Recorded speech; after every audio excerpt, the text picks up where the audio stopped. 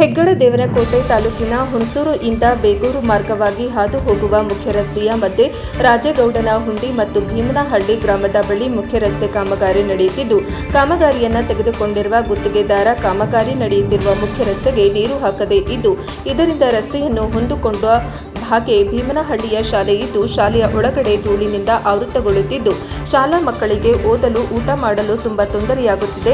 ಅಷ್ಟೇ ಅಲ್ಲದೆ ಮಕ್ಕಳು ರಸ್ತೆಯಲ್ಲಿ ಓಡಾಡುವ ಹಳ್ಳಿಯ ಜನರಿಗೂ ದ್ವಿಚಕ್ರ ವಾಹನ ಹಾಗೂ ಇತರ ವಾಹನ ಸವಾರರಿಗೂ ರಸ್ತೆಯಲ್ಲಿ ಉಂಟಾಗುವ ಧೂಳಿನಿಂದ ಅಲರ್ಜಿ ಹಾಗೂ ಕೆಮ್ಮು, ಕಣ್ಣಿನ ಸಮಸ್ಯೆ ಇನ್ನಿತರ ರೋಗಗಳು ಹರಡುವ ಸಾಧ್ಯತೆ ಇದ್ದು, ರಸ್ತೆಗೆ ನೀರು ಹಾಕದೆ ಗುತ್ತಿಗೆದಾರರ ಜನರಿಗೆ ಉಡಾಫೆ ಉತ್ತರವನ್ನು ಕೊಡುತ್ತಿರುವುದು ಜನರಲ್ಲಿ ಆಕ್ರೋಶವನ್ನ ಮನೆ ಮಾಡಿದೆ. ಇಂತಹ ಬೇಜವಾಬ್ದಾರಿ ಗುತ್ತಿಗೆದಾರರನ್ನ ನಿರ್ಬಂಧಿತ ಪಟ್ಟಿಗೆ ಸೇರಿಸಬೇಕೆಂದು ಒತ್ತಾಯಿಸಿದರು. ವರದಿ ಹರೀಶ್ ಕೋಟೆ, ಪ್ರಜಾಪವರ್ ಟಿವಿ. ವರದಿ ಹರೀಶ್ ಕೋಟೆ, NKS TV 4.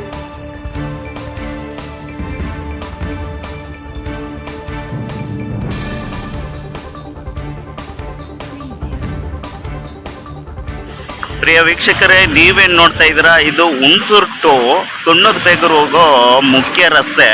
ಇಲ್ಲಿ ಕಾಮಗಾರಿ ಮಾಡ್ತಾ ಇದ್ದಾರೆ.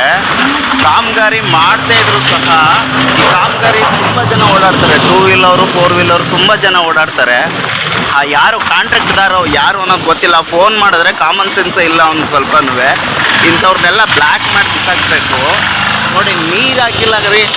2 ವೀಲರು ಓಡಾಡೋರು ಹೆಂಗೆ ಓಡಾಡ್ತಾರೆ ಅನ್ನೋದು ಗೊತ್ತಿಲ್ಲ, ಯಾವ ಥರ ಓಡಾಡ್ತಾರೆ ಅನ್ನೋದು ಗೊತ್ತಿಲ್ಲ. ನೋಡಿ, ಅಲ್ಲೊಂದು ವೆಹಿಕಲ್ ಬರ್ತೈತೆ, ಎಷ್ಟು ಧೂಳು ಎಬ್ಬಿಸ್ಕೊಂಡು ಬರ್ತೈತೆ ಅಂತಂದರೆ ನೋಡಿ.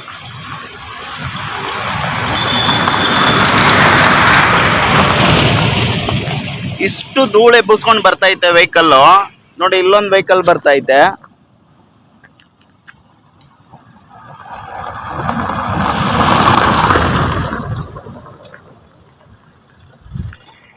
ನೋಡಿ, ಇಷ್ಟು ಧೂಳು ಎಬ್ಬಿಸ್ಕೊಂಡು ಬರ್ತೈತೆ. ಪಾಪ ಓಡಾಡೋ 2 ವೀಲ್ ದ್ವಿಚಕ್ರ ವಾಹನದಲ್ಲಿ ಓಡಾಡೋಂಥವ್ರು ಯಾವ ಥರ ಓಡಾಡಬೇಕು, ಹೇಗೆ ಓಡಾಡಬೇಕು? ಅವು ಕಾಂಟ್ರಾಕ್ಟ್ಗೆ ಸ್ವಲ್ಪನೂ ಕಾಮನ್ ಸೆನ್ಸ್ ಬೇಡವಾ? ನೀರು ಹಾಕಬೇಕು ಅಂತ ಅಂದ್ಬಿಟ್ಟು.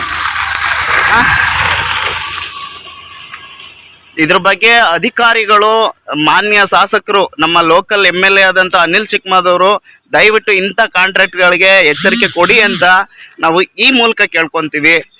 ನೋಡಿ, ಇದೇ ಥರ ಕೆಲಸಗಳು ಮಾಡೋದು ಎಲ್ಲೋದ್ರೂ ಅಷ್ಟೇ. ದಯವಿಟ್ಟು ಅನಿಲ್ ಚಿಕ್ಕಮಾದವರೇ, ದಯವಿಟ್ಟು ನಾವು ನಿಮ್ಮನ್ನು ಕೇಳ್ಕೊತೀವಿ, ಈ ಸಮಸ್ಯೆಗಳನ್ನ ಈ ಥರ ಬಿಡಬೇಡಿ. ಏನಾದರೆ ನಾಳೆ ದಿನ ಸಾವು ನೋವಾದರೆ ಅವ್ರ ಮನೆದಾಗಲ್ಲ, ಸಾವು ನೋವಾದರೆ ಅವ್ರ ಮನೆದಾಗಲ್ಲ.